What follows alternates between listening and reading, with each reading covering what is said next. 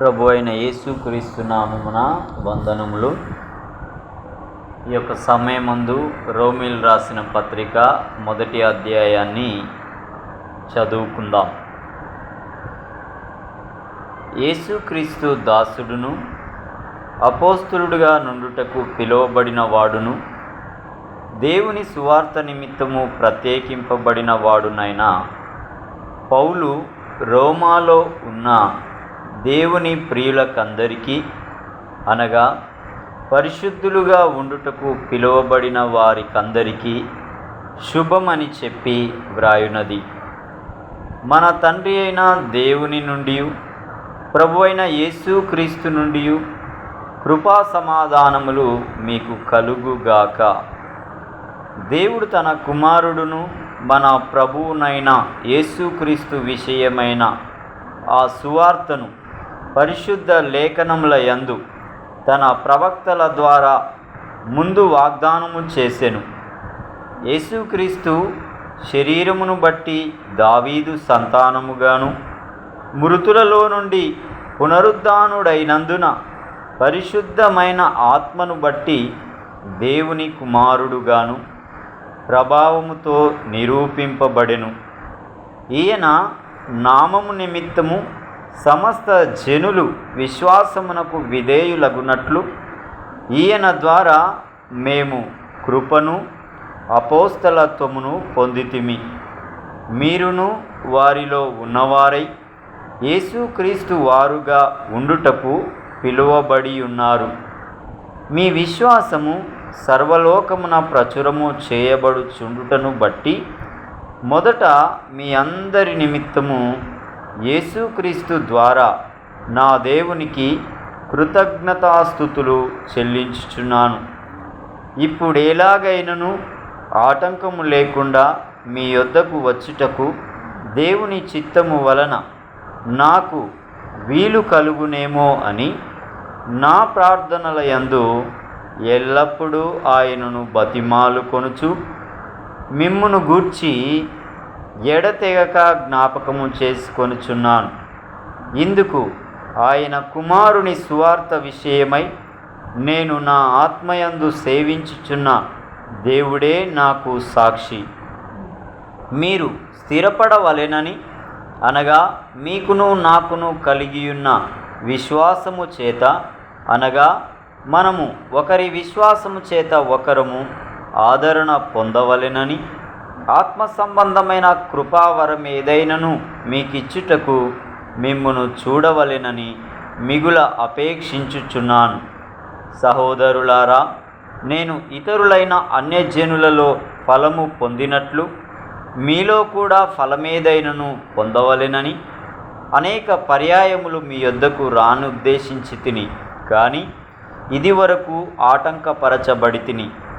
ఇది మీకు తెలియకుండుట నాకిష్టము లేదు. గ్రీసు దేశస్థులకును గ్రీసు దేశస్థులు కాని వారికిని జ్ఞానులకును మూఢులకును నేను రుణస్థుడను కాగా నా వలన నైనంత మట్టుకు రోమాలోని మీకును సువార్త ప్రకటించుటకు సిద్ధముగా ఉన్నాను. సువార్తను గూర్చి నేను సిగ్గుపడువాడను కాను. ఎలయనగా నమ్ము ప్రతివానికి మొదట యూదునికి గ్రీసు దేశస్థునికి కూడా రక్షణ కలుగ చేయుటకు అది దేవుని శక్తి అయి ఉన్నది. ఎందుకనినా నీతిమంతుడు విశ్వాస మూలముగా జీవించునని వ్రాయబడిన ప్రకారము విశ్వాస మూలముగా అంతకంతకు విశ్వాసము కలుగునట్లు దేవుని నీతి దాని యందు బయలుపరచబడుచున్నది. దుర్నీతి చేత సత్యమును అడ్డగించు మనుషుల యొక్క సమస్త భక్తిహీనత మీదను దుర్నీతి మీదను దేవుని కోపము పరలోకము నుండి బయలుపరచబడుచున్నది. ఎందుకనగా దేవుని గూర్చి తెలియశక్యమైనదేదో అది వారి మధ్య విషదమై ఉన్నది. దేవుడు అది వారికి విషదపరచెను. ఆయన అదృశ్య లక్షణములు అనగా ఆయన నిత్యశక్తియు దైవత్వమును జగదుత్పత్తి మొదలుకొని సృష్టింపబడిన వస్తువులను ఆలోచించుట వలన తేటపడుచున్నవి గనుక వారు నిరుత్తరులై ఉన్నారు. మరియు వారు దేవుణ్ణి ఎరిగియు ఆయనను దేవునిగా మహిమపరచలేదు, కృతజ్ఞతాస్తుతులు చెల్లింపనూ లేదు, కానీ తమ వాదముల యందు వ్యర్థులైరి. వారి అవివేక హృదయము అంధకారమాయెను, తాము జ్ఞానులమని చెప్పుకొనుచు బుద్ధిహీనులైరి. వారు అక్షయుడగు దేవుని మహిమను క్షయమగు మనుషుల యొక్కయు పక్షుల యొక్కయు చతుష్పాద జంతువుల యొక్కయు పురుగుల యొక్కయు ప్రతిమా స్వరూపముగా మార్చిరి. ఈ హేతువు చేత వారు తమ హృదయముల దురాశలను అనుసరించి తమ శరీరములను పరస్పరము అవమానపరచుకొనున్నట్లు దేవుడు వారిని అపవిత్రతకు అప్పగించెను.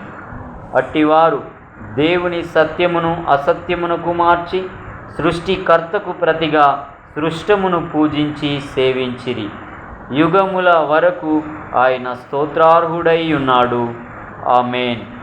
అందువలన దేవుడు తుచ్చమైన అభిలాషలకు వారిని అప్పగించెను.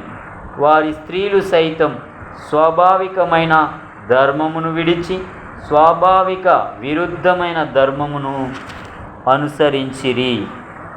అటువలే పురుషులు కూడా స్త్రీ యొక్క స్వాభావికమైన ధర్మమును విడిచి పురుషులతో పురుషులు అవాచ్యమైనది చేయుచు తమ తప్పిదమునకు తగిన ప్రతిఫలమును పొందుచు ఒకరి ఎడల ఒకరు కామతప్తులైరి.